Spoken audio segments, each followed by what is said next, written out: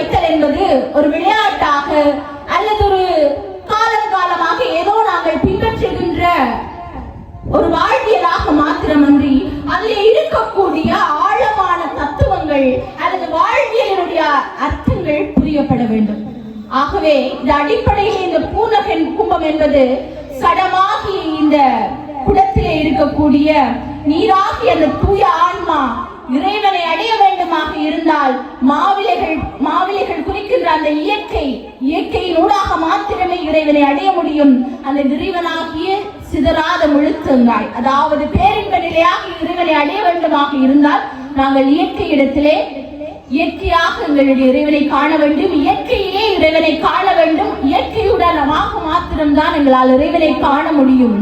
அந்த இறைவனை பேரின்ப நிலையாக இறைவனை அடைய வேண்டுமாக இருந்தால் சிற்றின்பமாகிய இந்த செல்வங்களை எல்லாம் அல்லது சிற்றின்பங்களை எல்லாம் உங்களுடைய கால்களிலே போட்டுவிட்டு கடக்கின்ற போதிலேதான் பேரின்ப நிலையாகி இந்த இறைவனை அடைய முடியும் என்பதை மிக அழகான தத்துவமாக விளக்கக்கூடிய இந்த பூர்ண கும்பத்தினுடைய முழுமையான வாழ்வியலை புரிந்தவர்களாக எங்களுடைய வாழ்வியலை தொடக்கம் இருக்க வேண்டும் என்பதுதான் இன்றைய எங்களுடைய இந்த முன்வள்ளி சிறார்களிடத்திலே எங்களுடைய சரஸ்வதி அம்பாள் திருக்கோவில் புகட்ட நினைக்கின்ற ஒரு முக்கிய விடயமாக இருக்கின்றது. ஆகவே இது மட்டுமன்றி தொடர்ச்சியாக 5 நாள் நிகழ்வுகளாக தொடர்ச்சியாக பல போட்டிகள் இடம்பெற காத்திருக்கின்றன. அத்தனை போட்டியிலும் உங்களுடைய பிள்ளைகளை தொடர்ச்சியாக நினைப்பித்திருங்கள். எங்களுடைய மண்ணினுடைய வரலாறும் எங்களுடைய மண்ணினுடைய ஆன்மீகம் சார்ந்த பயணமும் வெறும் சம்பவங்களாக மாத்திரமன்றி ஒரு சாதனையாக, ஒரு வாழ்வியலாக, வாழ்வின் அங்கமாக அதனுடைய ஆழங்கள் உணரப்பட்டதாக கடத்தப்பட வேண்டும். அப்பொழுதுதான் அதற்கான தாற்பயமும் அதனுடைய தத்துவமும் எங்களுடைய மக்களுக்கு மாத்திரமல்ல இந்த உலகுக்குமே பறைசாற்றக்கூடியதாக இருக்கும். அதுவே எங்களுடைய நோக்கமும் என்று கூறி இங்கே போட்டியிலே தற்பொழுது நடுவர்கள் அந்த மாணவ சிறார்களினுடைய பூர்ண கும்பங்களை அவதானித்த வண்ணம் இருக்கின்றார்கள். இங்கே அந்த போட்டியிலே மிகுந்த ஆர்வத்தோடு பங்கு பற்றிய மாணவர்களுக்காக உங்களுடைய பலத்த கரகோஷங்களை ஒரு ஊக்குவிப்பாக தொடர்ச்சியாக வழங்குங்கள். தொடர்ச்சியாக நடைபெறுகின்ற போட்டிகளுக்கும் உங்களுடைய பிள்ளைகளை தொடர்ச்சியாக அழைத்து வாருங்கள். இங்கே வெற்றி பெறுதல் என்பது வேறு, ஆனால் வாழ்வியலை அறிந்து கொள்வது என்பது வேறு. எனவே இங்கு பங்கு பெற்று இருக்கக்கூடிய அத்தனை போட்டியாளர்களுமே அத்தனை செல்வங்களுமே எங்களுடைய வாழ்வியலை அறிந்திருக்கின்றார்கள். அந்த விதத்தில் அனைவருமே வெற்றியாளர்களே. எனவே இங்கு தரவரிசைப்படுத்துகின்ற நிலைகள் எல்லாம் அவற்றிலே இங்கே நாங்கள் குறிப்பிடுவது போல இறைவனை அடைவதற்கு பல படிநிலைகள் இருக்கின்றது என்று சொல்வார்கள். சில பேர் இலகுவாக அடைந்து விடுவார்கள், மைனியவர்கள் அடைவதற்கு சில படிநிலைகள் ஊடாக செல்வார்கள். அந்த வெற்றி பெற்றவர்கள் எல்லாம் இலகுவாக அடைந்தவர்கள். ஆனால் இறைவன் எங்களை நேசிக்கின்றார், அதனாலேயே எங்களை படிநிலைகள் ஊடாக தன்னோடு கூட அழைத்து செல்கின்றார்கள் என்றதாக யோசியுங்கள் என்று கூறி உங்கள் அனைவரையும் மீண்டும் எங்களுடைய கோயிலுக்கும் கோயிலுடைய தொடர்ச்சியான நிகழ்வுகளுக்கும் அன்போடு வரவேற்று அமைகிறோம். நன்றி. இங்கே வருகாலம் இருக்கின்ற விருந்தினர்களுக்கு நினைவு சின்னம் கொடுக்கின்ற நிகழ்வு நடைபெறும்.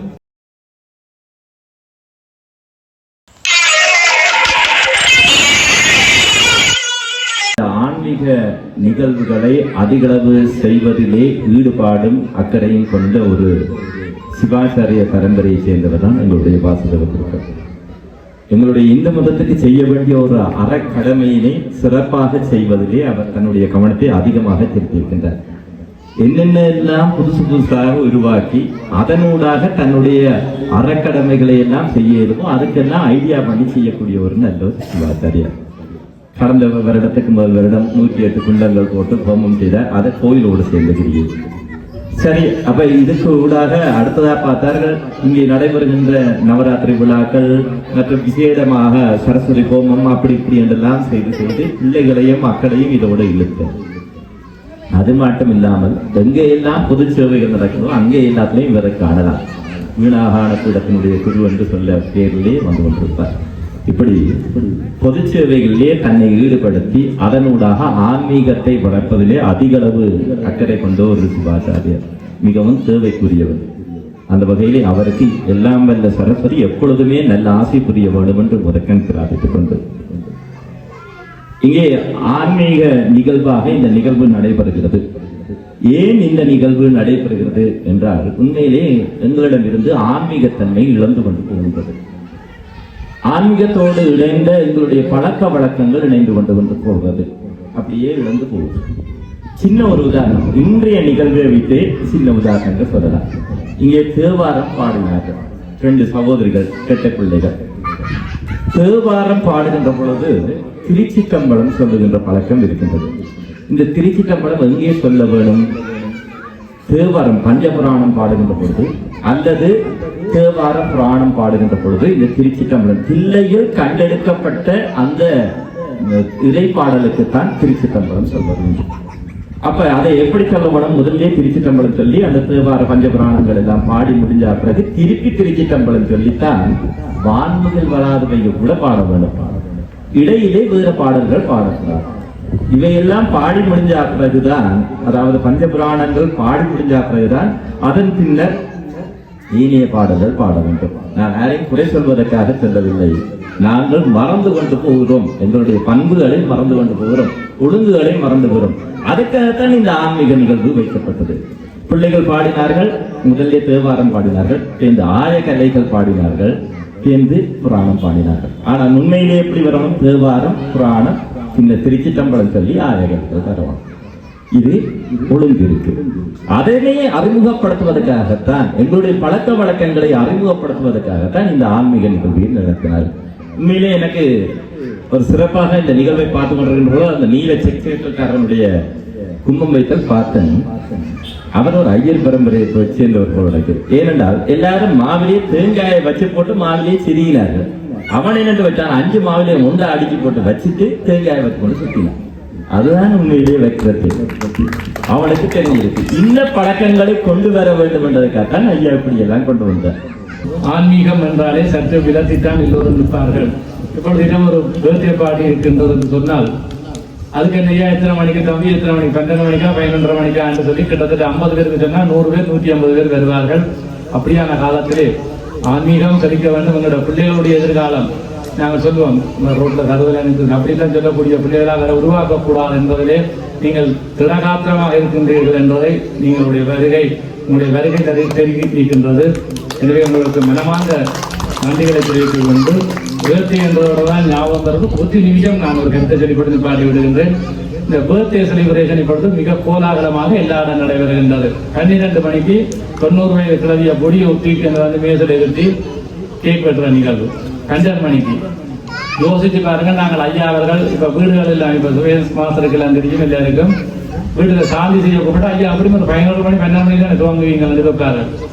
ஏன் என்று கேட்டால், அப்ப அந்த நேரம் தானே அந்த பேபிட்டு அதெல்லாம் விரட்டி அடிக்கலாம் என்று அவர் யோசிச்சு பாருங்க. நாங்கள் அந்த வீட்டுல 10 மணிக்கு பிறகு ஆயத்த பண்ணி 11-12 மணிக்கு விளக்கெல்லாம் கொளுத்தி பேபிட்டு அதுகளை விளையாட்டி அடிக்கிற மாதிரியான பூஜைகள் எல்லாம் செய்ய போறார்கள் என்று சொன்னால், இந்த 12 மணிக்கு யார் மாறாக்கன்னா இந்த பேபிஸ் ஆகுது. அந்த நேரம் போய் இந்த கிளவியை கூட்டிக்கணும் வந்து, இல்லாட்டி யாரையும் கூட்டிக்கணும் வந்து விளக்கேற்றி 6 ஓடி அறிவு டக்குன்னு விளக்கேற்று பேபிஸ் ஆகுதுதான் பிறப்போது 12 மணிக்கு. எந்த கோயிலும் 12 மணிக்கு விளக்கேற்றுறது. அப்ப கொஞ்சம் சிந்திக்க வேண்டும். எங்களுடைய சமயத்துக்கு ஒவ்வாகுது, சமயம் இல்லை, எங்களுடைய தமிழருடைய கலாச்சாரத்துக்கு ஒவ்வாகுது இந்த இரவு 12 மணிக்கு கேக் வெட்டுறது. அதுவும் முளகு திரிகை ஏற்றி இப்ப நாங்கள் மங்கள விளக்கேற்றி தான் ஆரம்பிச்சுக்கிறோம். தீபத்தை ஏற்றி கொளுத்தி போட்டுட்டா மிளகுதிரியை கொளுத்தி போட்டு அணைக்கி தோணும். இந்த வாழ்க்கையை நீ அழிச்சு விடப்பான்னு சொல்லி விளக்கேற்றி போட்டு மிளகுதிரி ஏற்றி போட்டு அணைக்கி தோணும் மூதி. அப்ப தந்த வாழ்க்கையை தானே அழிச்சு விடும். அப்படித்தான் இன்றைக்கு நடக்குது. காசை கொடுத்து நீ முதல்ல பாரு எடுத்து போட்டுவார். இந்த காசு இருக்குது, இந்த போய் ஏதாவது பண்ணி சாப்பிடு, அப்படித்தான் கொடுக்குறோம். எங்களோட பிள்ளைகள் பேர்தே மாதிரி தான் எங்களோட வாழ்க்கையும் போகின்றது. பேபிசாத நிலைமையில தான் எங்களோட பிள்ளைகள் இப்ப சிறிய கட்டத்துக்கு போயிட்டுது. அந்த நிலைமை வரக்கூடாது என்பதற்கு நீங்கள் எல்லோரும் ஒத்துழைப்பு வழங்கி இருக்கின்றீர்கள். மனப்பூர்வமான நன்றிகளை தெரிவித்துக் கொள்கின்றோம். இந்த சந்தர்ப்பத்தில் கேட்டுக்கொண்டு கௌரவிப்பார்கள்.